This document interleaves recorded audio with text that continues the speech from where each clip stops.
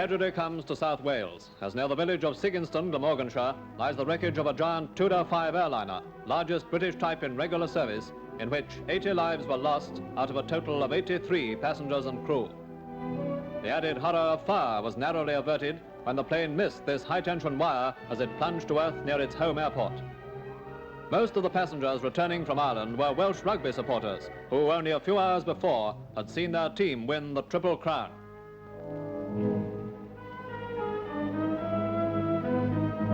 Quickly at the scene of the disaster was Lord Pakenham, Minister for Civil Aviation, to make a first-hand investigation, preliminary to a public inquiry. Meanwhile, the sympathy of the whole nation goes out to those bereaved by this, the worst tragedy in the history of civil flying.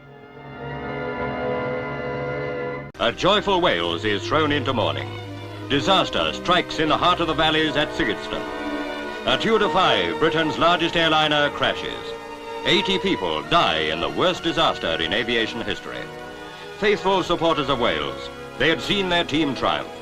In the leisure hours they had so richly earned, they found their death less than 300 yards from their destination. Still intact was the plane's tail unit, and out of it miraculously, almost uninjured, stepped 2 men, the lone survivors.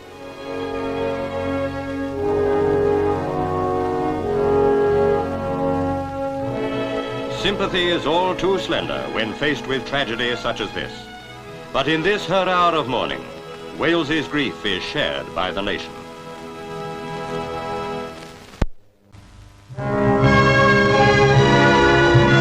A few hundred yards from Llandow airfield near Cardiff, where it was to have landed, the wrecked Tudor 5 airliner lies. This tragedy was the worst in the history of civil aviation anywhere in the world. 80 of the 83 occupants were killed. Soon afterwards, the giant 𝗣𝗿𝗶𝗯𝗹𝗲, out on a trial trip, flew over in salute to the victims.